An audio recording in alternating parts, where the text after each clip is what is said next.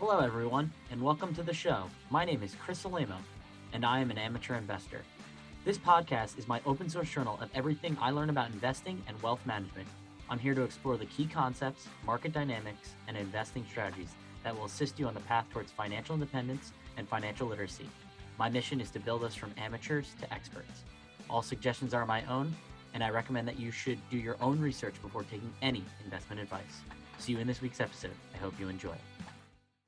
How's it going, everyone? This is episode 74 of the Amateur Investors, another solo episode with just me, Chris Alamo, coming to you live with the Amateur Investors, episode 74. I'm still in the thick of editing all the content from Bitcoin 2022. I basically just want to do a recap of what went down in Bitcoin 2022. All in all, awesome event. Huge shout out to all my colleagues at Bitcoin Magazine, the conference team, as well as b.tc Inc. It was really a team effort. You know, we are a small team or a small company of less than 100 people. Yeah, we hired out a bunch of contractors, but overall, the event was a gigantic success. We ultimately combined over 25,000 people attended bought tickets to attend the conference down in Miami Beach, Florida. And like I said, it was a great success. There was so much to do and see. And, you know, I know we were working very hard there at the team. So, you know, we had the first day was industry day. We had 2 days of general admission, and then we had Sound Money Fest to close it out. And so ultimately, my team, I was on the video team. So we were working the analyst desk. So we had a very college game day like analyst desk in front of the Cash App volcano, representing El Salvador's volcano bonds that they will be mining Bitcoin using geothermal electricity or geothermal energy from the volcano in their country. Like I said, the conference was incredible. It was at the Miami Beach Convention Center. I think it could hold upwards of 45,000 people. I think we would have been able to fill that more so if some of the COVID restrictions were lifted for our colleagues abroad. I know there's many people that wish that they could see it. You know, we had over 1.5 million viewers during the live stream, and we've got a lot of great content still rolling out the rest of this week from the conference. But all in all, awesome event. There was the news desk. So we were giving like play-by-play analysis after every one of the talks on the main stage. We had a mining stage, which was dedicated to only Bitcoin mining at home, industrial, just Bitcoin mining in general, the industry there. Then we had the Nakamoto stage was the main stage. We had the Genesis stage, which was more just like, you know, a catch-all. So a lot of cool things. There was a meme review. There was the Bitcoin war, basically talking about how like it's Bitcoiners against the state, against the government, you know, like this is kind of a war deal. Then there was the enterprise stage, which had many pitches. So imagine like the Shark Tank level of show, as in we had panelists from Bitcoin Magazine or Bitcoin Inc. Kevin O'Leary was one of the panelists listening to pitches from basically people looking to have people invest in their companies. So we had the enterprise stage, and then, wow, I'm drawing a blank on the stage. What is the last one? Oh, the open source stage, which was a huge success run by our very own Matt Odell, talking about all the open source projects, whether it's Sparrow Wallet, whether it's Seed Signer, whether it's the Impervious browser, whether it is OpenSats, whether it is just all these great companies that are open source, open development companies. And like I said, it was really a team effort. You know, I was running hard drives back and forth from the control room over to our video editing guys. Q and Alex were on the desk, hosting the desk, scheduling guests. People canceled, people coming late. So it was just craziness, but it was awesome. All in all, we had an art gallery, which was really cool. We had a bazaar, which was, you know, a bunch of book signings or niche things were there. We had Lynn Ulbrich, Ross Ulbricht's mom was there. She had multiple talks, and she was having people sign petitions to get Ross Ulbricht out of jail. Free Ross. Bitcoiners are not done with their mission until we get Ross out of jail unjustly. given 2 life sentences for just basically using Bitcoin. And yeah, he hosted the Silk Road and there was maybe illicit activity that went on, but he was not solely responsible for it, nor was he responsible for any of the transactions. It was just kind of, he opened up a marketplace and they targeted him without due process, which is even the worst part. And you like to believe we live in a free society, but we don't. Yeah, and then it was just incredible. It was so big. Like the Nakamoto stage could hold 14,000 people. So many incredible speakers there. Jordan Peterson, Michael Saylor, Kathy Wood, Fred Thiel, Peter Thiel, Yoami Park. I butchered her name. Alex Gladstein got to interview for her talking about freedom. We had a macro panel of Preston Pish, Mark Moss, Jeff Ross, Trey Lockerbie, and Jeff Booth. It was an incredible panel. I know many people, I put them up against many macro panelists in the space. We had Lynn Alden, we had Elizabeth Stark, just so many great people across the board in terms of just the conference and all the work from our team that went into it to putting it together. And, I think many people were very happy. I know the announcements maybe weren't as big or as momentous as 2021, El Salvador adopting Bitcoin as legal tender. But the Jack Mallers announcement, him talking about how basically you can spend your Bitcoin in a non-KYC way, just going to stores. And basically he partnered with one of the 6 largest payment processors in one of the big 6 payment processors in North America. So being able to spend your Bitcoin at a Walmart, at Kroger, at 7-Eleven, at McDonald's, at all Starbucks, all these different places with ease, and using basically he was going after the point of sale terminals, or like the terminals that you use for your credit card. Instead of Visa and MasterCard getting a 3% cut, he was basically cutting out the middlemen and using your own Bitcoin, whether it's on your own node, whether it's on your own wallet, whether it's on, a service like Cash App or Strike or whatever. But yeah, it was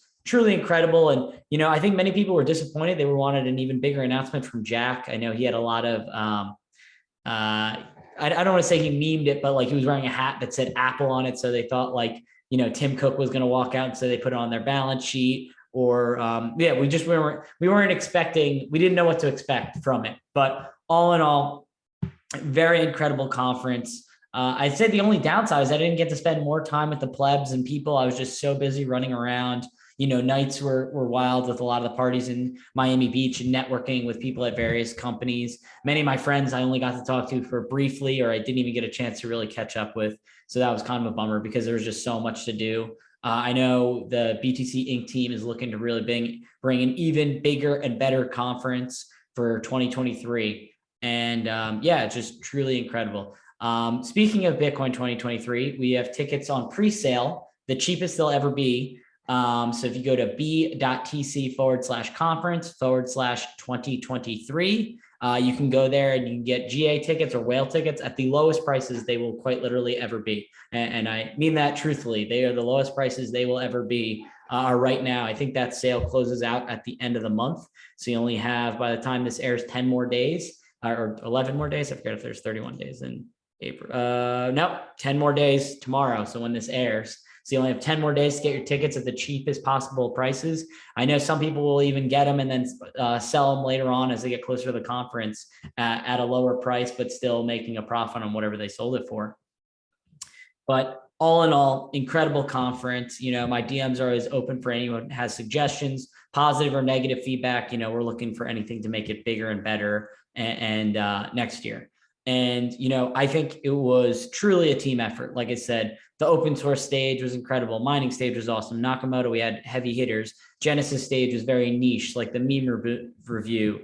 And, Bitcoin is war, or going to war, basically talking about how we're fighting against the state. And the enterprise stage of like people pitching their ideas for Bitcoin platforms, which, like I said, truly incredible when you look back on it. Even the exhibit hall was really cool with not even just the analyst desk and the volcano, but the art gallery, the booths, the companies. It was awesome. It was really, truly, truly awesome to watch and be a part of. If there's anything that I can take away from it, it's awesome that I helped put together not just the largest Bitcoin conference, the largest crypto conference. I mean, Bitcoin's obviously, I hate saying the word crypto. Bitcoin is the Bitcoin is the Bitcoin. Bitcoin is not crypto. Crypto tries to be Bitcoin, but Bitcoin is far superior in all aspects to all other cryptocurrencies. I know people are like, well, Bitcoin is a cryptocurrency. Bitcoin is classified differently. It is far superior. It's not a security. It is its own thing. And, I really highly advise people should only look into Bitcoin and Bitcoin only. I mean, I guess you can do your research and, it's a free and open market and free and open ideas for whatever you want to go with. But like I said, me and my colleagues advocate, it's Bitcoin and Bitcoin only. But just like I said, incredible experience. And, I really hope that you guys can be a part of it in 2023. That's pretty much it. That like the ranting that I was going to have. And I think there was, it was very cool. Aside from a lot of the talks, a lot of the news, even like, Janet Yellen came out and she was saying like Bitcoin's like a truly amazing invention. I literally, when I was looking on Twitter, I thought it was a deep fake or, Brecky basically dubbed the audio of something she was saying. But when she gave a speech a couple of weeks ago, the person who wrote her speech, they did their research and they knew what she was talking about. I'm, cautiously optimistic while she was giving it praise. I think it's going to be their way of like, Bitcoin's great, but we can do a central bank digital currency even better, which would give you no financial privacy. They can reverse your transactions. If you go against whoever the political person is in office right now, we're going to shut off, using your money, or, we're going to give you money, but you can only use it on food, or, you can only use it on gas, or, you can only use it on these brands. Like central bank digital currencies are coming, whether they show up, I don't think they're showing up tomorrow, but I can definitely see in the next couple of years, like this is Bitcoin's battle against that. And, there was also even cool announcements in terms of Taproot. So Taproot was an upgrade to Bitcoin, which it was a soft fork, which allows Bitcoin to operate it more privately, meaning that Bitcoin is pseudo-anonymous, meaning that if I provide an address for you to send Bitcoin to, and you send it there, the address belongs to me because that's what I sent you. And perfect example, when you use a lot of these KYC or know your customer platforms, such as Strike, such as Cash App, such as Swan, such as any exchange, you have to provide know your customer information, meaning you have to normally apply your name, your first and last name, the address, normally a driver's license, and normally even a picture. You have to take your phone and scan your face front and back to make sure that you are who you say you are. And that's to avoid, they say it's in order to protect you, but it's really a lot of times to surveil you. So when you withdraw your Bitcoin from the exchange, a lot of times Chain Analysis or these companies surveil what you spend your money on. And, it's very hard. If I send $5 to another address, that could be my wallet. So it's a game of probabilities, but they're always basically trying to catch you in the act. And let's just say, I'm using Bitcoin and then I want to send it to exchange to get dollars for whatever reason. I don't sell my Bitcoin. I don't recommend that you do that. But if you were to do that per se, they're going to see when you go on and off the fiat ramps, meaning as you're coming off the exchange, that's considered a fiat off ramp because you gave them cash. They gave you Bitcoin, you withdraw, they're tracking that. And then you can use Bitcoin however you want. Obviously, a non-KYC manner is better than a KYC manner, but ultimately you can use the Bitcoin that you want however you want. But then let's just say I need dollars for whatever reason, a mortgage, a car payment, a health insurance payment, a credit card payment, whatever it may be. As you send Bitcoin to the exchange to try and get dollars to withdraw from your account, they are able to track at that point, again, as you go back onto the fiat rails and see what you're doing with your Bitcoin. So that's what I said. It's pretty crazy, the tracking, and that's what they would love, a central bank digital currency that's not pseudo-anonymous, that they know exactly where, when, how, why you spend your money. And that's what Klaus Schwab and the World Economic Forum and the IMF, that's like their dream, to completely control the economy, to control you, to control people, to control food, water, shelter. Like they want control. Money is not enough. Money is just an abstraction of their imagination. They want to control people and the world. I'm not saying that lightly. I'm going to say it again. The World Economic Forum, WEF, and Klaus Schwab and his cronies want to control the world. Not saying that lightly. That's just the truth. It is what it is. you could say I'm crazy. I'm a psychopath, according to the New York Post, me and all the other Bitcoiners, but that is the truth. They want to control you. And so you have to fight against them. Buy Bitcoin, opt out of their system. Don't use a fiat currency they control. Don't use a central bank digital currency they control. Don't use assets they control in terms of 401k. Buy Bitcoin. That's my thing. I guess people are like, still want gold or silver or X, Y, and Z other thing that they can't control. But, I see Bitcoin as it is the best performing asset over the last 10 years, over that time frame. And it's just, it's Bitcoin and Bitcoin only. That's what I'm saying. Like I said, do your own research. Don't trust verify. But I have plenty of resources as well as many other great Bitcoiners for information on it. But all in all, I had a great time at the conference. It was a lot of work. I was exhausted. We capped it off with Sound Money Music Festival with, we had a host of comedians, whether it's Jay Farrow, whether it was Christina Hutchinson, whether it was Jimmy Yang, whether it was Mike Rappaport, we had Logic playing, we had CL playing, we had Steve Aoki playing music, Deadmau5, San Holo. I mean, it was incredible. It was really, really great. Me and the rest of the team put in a lot of work to put this together. And like I said, I'd love for you guys to be there at Bitcoin 2023. We don't know the date or the venue yet, but like I said, if you want to get tickets now, cheapest will ever be, go to b.tc/conference/2023. So yeah, I know, sorry, another short episode. I know I didn't plan anything. We're still working very, very hard. The video team at Bitcoin Magazine. I promise next week I'll have a more comprehensive lineup of guests or maybe just a solo episode of all the news that's happened in the Bitcoin space.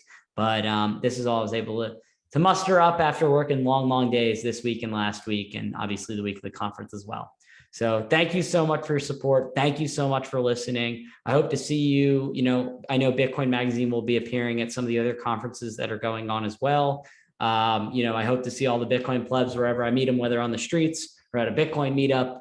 But, as always, thanks so much for listening. It's a pleasure talking with you guys. If you have any comments, questions, or concerns, you can comment on the video on YouTube or hit me up in the DMs at the Amateur Invez, INVS on Twitter, or CAlema6.